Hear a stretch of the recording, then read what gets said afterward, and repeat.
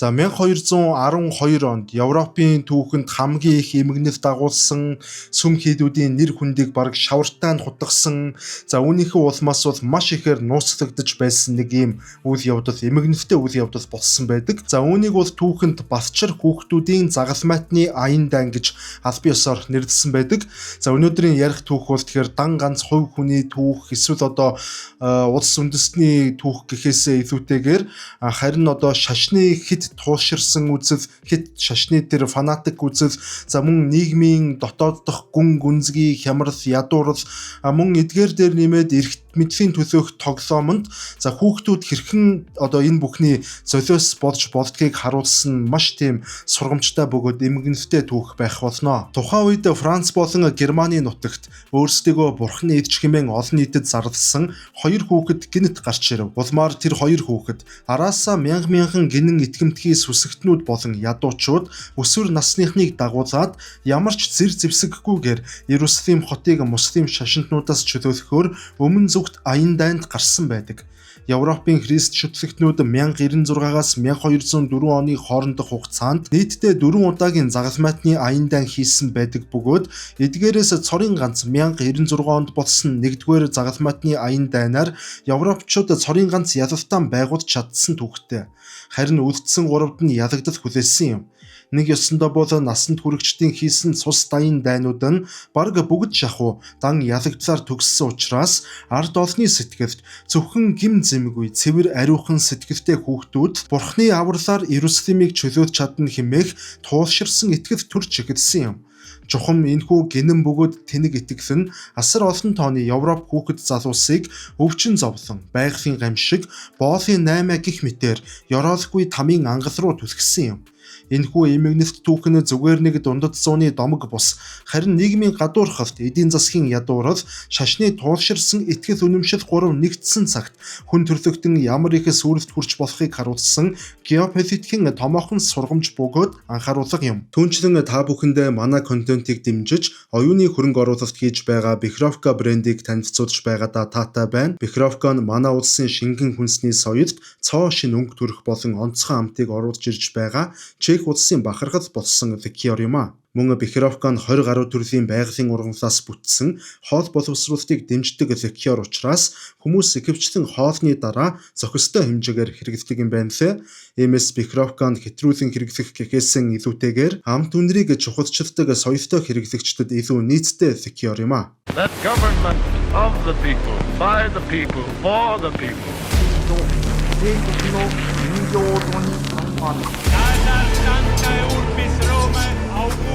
Да здравствует мир между народами. Урд минь Монголын уудам хад, хойно минь Монголын хүчрхэг их мордчлог бай. 13 дугаар зууны ихэнх үеийн Европ нь нийгэм ба улс төрийн тогтворгүй байдал, эдийн засгийн хямрал, сүсэг бишрэлийн тууширсан газруудад бүрэн автаад байв. Мөн тухайн үеийг загалмайтны аян дайны 90 үе гэж нэрлэдэг. Учир нь Иерусалим болон ойр орчмын ариун газар нутгийг муслим шашинтнуудаас чөлөөлөх нь Христийн шашны хамгийн дээд зорилго хэмээн бүх нийтээрээ итгэдэг байв. Гэвч 1095 оноос хойш үргэлжилсэн цоврал аян дайнууд нь үргэлж хаад ноёд язгууртнуудын удирдлагад ор явагдаж тоо томшгүй их цус урсгасан ч эцсийн дүндээ бараг бүх аян дайн ялагдлаар төгссөн нь Европын нийт ард түмний сэтгэл зүйд гүн гүнзгий сул дорой мэдрэмж төрүүлж эхэлжээ. Ард түмэн бурхан яагаад биднийг ялагдалт хүргэв гэсэн асуултыг байнга тавьж эхэлсэн бөгөөд энэ асуултад тэд өөрсдөө маш тодорхой хариултыг зохиосон юм. Тэдний үздснээр бол хаад ноёд цэргүүд өөрсдийн нүгэлт амьдрал шунал тачааллаасаа болоод бурхны авралыг бүрэн алдав. Харин гим зэмгүй цэвэр ариун сэтгэлтэй хүүхдүүд болон залуус бурхны хүслээр Иерусалимыг зэвсэггүйгээр чөлөөлж чадна хэмээн гинэн бөгөөд тэнэгдүү цурхал олон нийтийн дунд тарж эхэлжээ. Энэхүү туулширсан үзэл нь Европын ядуу зүдүү нийгмийн гадуурхагдсан давхаргийнхны дунд гал мэт дүрлэгдсэн асаж, итгэл үнэмшил нь эрүүл саруул ухаанаасаа давж эхэлсэн юм. Хүмүүс үхэл үлсгэлэн ядуурлаас зугтахыг хүсэж, шашны энэхүү ариун аялал нь тэдэнд өөр ертөнцид хүрэх цорын ганц бодит найдвар мэт санагдаж эхлэв. Улмаар тэдний энэхүү сэтгэл зүйн хямрал нь Батчир хүүхдүүдийн загалмайтны аян дан хэмээх эмгэнэлт түүхийн очин бодж дүрэлтсэн байдаг. Энэхүү нөхцөл байдал нь хүн төрлөختний түүхэнд шашин ба улс төрийн зорилго хоёр нэгдэх мөчид нийгмийн хамгийн эмзэг давхарга болох хүүхэд залуус хэрхэн золиос болж болдгийг харуулсан хамгийн аимшигтай түүхэн жишээ болж үлдсэн юм. 1912 оны хавар болон зуны яг зурвас үеэр бол энэхүү түүхэнд алдартай Батчир хүүхдүүдийн загалмайтны аян дайн нь Европын хоёр өөр газар буюу хоёр өөр цэгээс хоёр өөр зүнж хүүхдүүдийн тийм удирдлага дор бараг нэгэн зэрэг шахуу ингэж эхэлсэн үйл явдал. За энэхүү түүхэн үйл явдлын гол дүрүүд болох Францын Стефан гэдэг нэг хүүхэд байгаа. За мөн одоо Германы Николас гэдэг өөр нэг хүүхэд байгаа. За энэ хоёр хүүхдүүд тухайн үедээ дөнгөж 12-оос 15 насны хөвгүүд байсан. За тэд нар бол цэрэг дайны талаар яг үнэндээ ямар ч мэдлэггүй, ердөө л өөрсдийнх нь тэр одоо бурхнаас заяагдсан гэж өөрсөндөө итгэсэн тэр итгэл үнэмшил за мөн одоо олон нийтэд арай илүү бусдаасаа илүү үг хэлэх буюу итгэл тавих чадвартай болохоос биш яг л тийм жирийн хүүхдүүд байсан. Францын Клойс тосгоноос гаралтай бяцхан матчин хүү Стефан өөрийгөө бурхнаас загтал хүлээн авсан хэмээн зарлаж Францын эзэн хаан 2 дугаар Филиппт энэхүү бурхны захиагаан хүргэхээр Парис хотыг зорьсон гэдэг. Түүний хэлж буйгаар бол бурхан түүнд Иерусалимыг чөлөөлөх ариун үүргийг даалгасан бөгөөд зөвхөн хүүхдүүдээс цэвэр ариун сэтгэлээрээ ариун газар нутагт хүрэх чадaltaй хэмээн олон нийтэд номлож эхэлсэн байдаг. Гэтэл түүний үгэнд итгэсэн мянган хүүхдүүд болон ядуучууд тосгодоосоо гарцгааж Францын Вандом хотод цугларсан нь тухайн үеийн нийгмийг дөргиосон томоохон үйл явдал болсон юм. Мөн үүнтэй зэрэгцээд Германд Николас хэмээх хүү Рейн мөрний дагуух хотуудаар явж бурхан далайг хувааж биднийг Иерусалим руу хуурай замаар хүргэн хэмээн номлож байв. Тэрээр зөвхөн хүүхдүүдийг төдийгүй нийгмийн доод давхаргын ядуусыг хүртэл өөртөө нэгтгэж цагаан загалмайтны цуваа гэгдэх аврах том цугларлтыг бүрдүүлсэн юм. Эдгээр хүүхдүүд ямар ч хангамжгүй зөвхөн загалмаа барьж сүсэг бишрлээрээ нэгдсэн бөгөөд зарим хүүхдүүдийн эцэг эхчүүд тэднийг зогсоох гэж оролдсон боловч энэ хөдөлгөөнийг бурхны хүсэл хэмээн итгэж байсан хүмүүс дэндүү олон байсан тул зарим нь бүр хүүхдүүддээ мөнгө өгч идэх юм өгч явуулж байв. Эдгээр хоёр зөнж хүүхэд нь тухайн үеийн буюу 13 дугаар зууны хүмүүсийн гинэн итгэл үнэмшлийг харуулад зогсохгүй. Тухайн үеийн Европын ядуу зүдүү байдал болон шашны фанатизм хэрхэн нийгмийн хамгийн эмзэг давхаргыг өдөрдөн чиглүүлж чаддгийн маш том түүхэн жишээ болсон юм. Улмаар тэдний цуглуулсан тэр олон мянган хүмүүс ямар ч бэлтгэлгүйгээр Альпийн нуруу болон далайн эрэг рүү алхаж эхэлсэн нь энэ эмгэнэлт түүхийн эхлэл байв. Тэгэхээр ямар ч цэргийн стратеггүй, ямар ч зэр зэвсэггүй, за тэр байтугай бүр ямар ч хүнсний нөөц эмнэлгийн тусламжгүйгээр энэ алс холын аялалд гарсан энэ цуваа бол аялын эхнээсээ л анханасаа шууд одоо гамшиг дагуулсан гэд хэлэхэд бол нэг их буруудах зүйл байхгүй. За Германы Николас гэдэг хүүгийн удирдсан тэр мянган хүүхэд болон ядуусыг нэгтгэж байсан тэр цуваа Альпийн нурууг давах гэж оролдож байх үедээ бол байгалийн маш хатуу ширүүн одоо саад бэрхшээл нөхцөлтэй бол тулгараад за тэр дороо бол баг бүрэн одоо өвдөг сөхөрсөн гэж ингэж хэлж болно. За тус цуванд явж байсан хүмүүсийн одоо дийлэнх нь тухайн үедээ бол мэдээч хэрэг дулаан хувцсгүйгээр замдаа гарсан мөн хангалттай хэмжээний хоол хүнс байхгүй байсан учраас тэр Альпийн нурууны өндөрлөгт хүйтэн цаг агаарт бол одоо маш олноороо тэгж осгож үхэлцгээж за мөн одоо үдсгэлэнд нэрвэгдэж за зарим хүүхдүүд бол одоо их өндөр нөгөө хадан дээрээс унах гэх мэтээр иймэрхүү байдлаар бол асар их хохирол амсаж цаашид явах бараг ямар ч боломжгүй болж ингэж хувирсан байдаг. За ингээд замд нь таарсан тосгоны иргэд тэдгээр хүүхдүүдэд бол тодорхой хэмжээгээр өрөвдөж одоо хоол унд өгж дайрж байсан боловч яг үнэндээ одоо тэр жижигхэн тосгодууд бол тэр олон мянган хүний цавааг бүхэлд нь хооллож унтсан гэдэг бол ямар ч боломжгүй үйл явдал бол байсан. Тэгвэл Францаас хөдөлсөн бүлгийн хүүхдүүдийн хувь тавилан Германаас хөдөлсөн хүүхдүүдийнхээс илүү гашуунаар төгссөн юм. Тэд бурхан далайг хувааж биднийг Иерусалим руу алхуулна хэмээн итгэж далайн эргийг зорин очсон ч далай хуваагдсангүй. Харин ч тэднийг урхинд оруулахаар хүлээж байсан хөлөг онгоцнуудтай учирсан юм.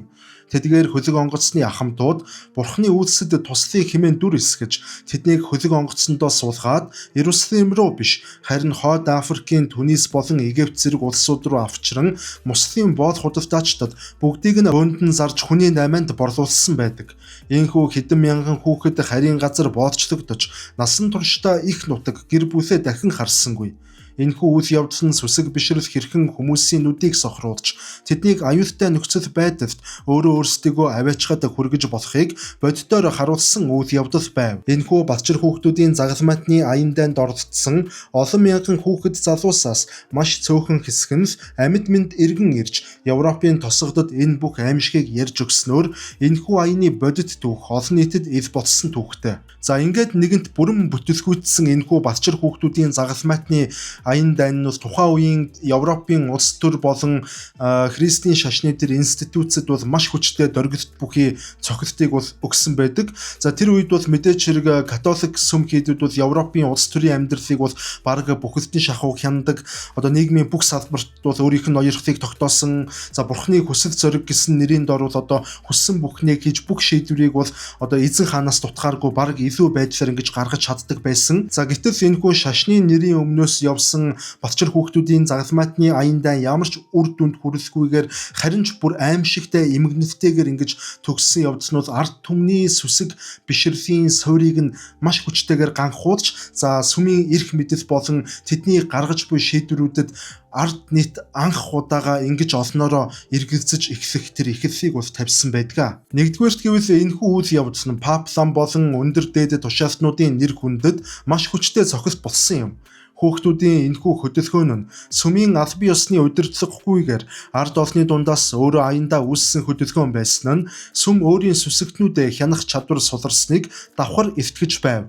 Мөн хүүхдүүдээ алдсан эцэг эхчүүд аянд яваад эргэж ирээгүй залуусын ар гэрийнх нь Бурхан яагаад ийм зүйлийг зөвшөөрөв гэдэг асуултыг сүм хийдүүдэд үе олноороо тавьцгааж эхэлсэн бөгөөд энэ нь шашны эрх мэдэлтнүүдийн хувьд тун хэцүү сорилт болсон юм. Харин хоёрдугаарт гэвэл энэхүү эмгэнэл нь геополитикийн хувьд Иерусалимыг чөлөөлөх Христийн ертөнцийн нэгдсэн хүчин чармайлтыг илүү бодит буюу улс төрийн шинжтэй болгоход нөлөөдөж Бурхны гайхамшигт найдах нь дэмий хоосон зүйл гэдгийг ард түмэн яс махаараа мэдэрснээр хожимын загалмайтны аян дайнууд нь илүү мэрэгжлийн айрам улс төрийн нарийн тооцоотой удирдагчдын гарт төвлөрөх болов. Түүнчлэн дээрх үйл явдал нь сүм хийдийн эрх мэдэл дангаараа нийгмийг удирдах боломжгүйг бүх нийтэд батлан харуулсан бөгөөд дундад зууны Европын сэтгэлгээнд шашны хатуу номлол ба амьдралын бодит байдал хоёрын хооронд асар том ан цав үүснэ нь хожим Европод шашны шинжлэлийн үзэл санаа түгэн дэлгэрэх нэгэн том хөшүүрэг болсон байдаг. Тэгэхээр энэ түүхээр одоо яг юу ярих гээд байна вэ гэхээр бид бүхэн өнөөдөр бол хуурамч мэдээ буюу одоо fake news гэж нэрлэдэг байгаа. Одоо хуурамч мэдээлэл интернетийн сүлжээгээр дамждаг тэр бүх одоо сөрөг мэдээллүүдийн талаар бол маш их ярих болсон, хүн болгон энэ талаар ойлголттой болсон. За гэтэл 1212 онд болсон энэ үйл явдал бол түүхэнд хамгийн анхны маш том хэмжээний хуурамч мэдээллийн гай гамшиг байсан гэж одоо ингэж бүртгэгдсэн байдаг. За тухайн үед бол мэдээч хэрэг харилцаа холбооны систем хөгжөөгүй байсан учраас мэдээлэл гэдэг зүйл бол амнаас ам дамжиж хүмүүсийн дунд бол сурдаг байсан. За тухайлбал одоо Бурхан далайг хуваах гэж байна гэдэг сая ярьсан шиг ийм яриа нь бол тухайн үеийн нийгмийн сүлжээнд бол одоо маш тийм тухайн үеийн тренд болж асар хүчтэй тийм хүчийг авч байсан гэж бол одоо ингэж ойлгож болохоор байгаа. Гэтэл яг үүндээ хинч энэ мэдээллийг баталгаажуулаагүй тухайн үед. Харин олон нийт юу гэж харсан бэ гэхээр яг эсэргээр нь буюу хүн бүхэн энэ мэдээнд итгээд байгаа юм чинь энэ гарцаагүй үнэн байх ёстой гэдэг тийм харанхуй итгэлээр итгэж байсан байгаа.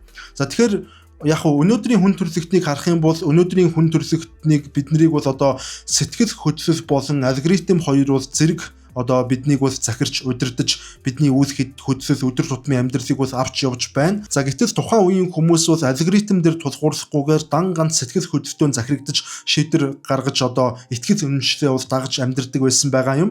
За хүмүүс нэг ёсондоо бол үннийг бус харин өөрсдийнх нь сонсхийг хүсэж байгаа тэр одоо гайхамшигтай үгсийг сонсхийг хүссэн учраас л ийм эмгэнэлтэй үйл явдал болсон гэж бол дүгнэж ирж болно. За мөн өнөөгийн нийгэмд бол одоо цахим орчин дах тэр гэмт хэргийн гол хохирогчд бол мэдээч хэрэг бага насны хүүхдүүд болон өсвөр насны хүүхдүүд голчлон бүрдүүлдэгтэй адилаар энэ 1212 онд болсон энэ Батчир хүүхдүүдийн загалмаатны аян дан гэдэг эмгэнэлт үйл явдлын хамгийн гол хохирогчд нь өнөөдрийнхөөс ямар ч ялгаагүй тухайн үеийн нийгмийн хамгийн эмзэг, хамгийн гинэн бүлэг болох одоо хүүхэд залуучууд энэ бүхний золиос болж хувирсныг бас одоо бид бүхэн анзаарж байгаах. За тэгэхээр эцсийн эцэд хэлэхэд бол одоо хүн төрөлхтөн технологийн хувьд хэдийгээр тодорхой хэмжээнд тодорхойч гэж ярих нь буруу бах, бүр эрт мэдэгдэхүйц хэмжээнд гайхамшигтай тэгж өсрэлт гаргаж одоо хөгжил дэвшилтийг дагуулсан боловч яг үнэндээ одоо нийгмийн сэтгэл зүйн хувьд бол 1212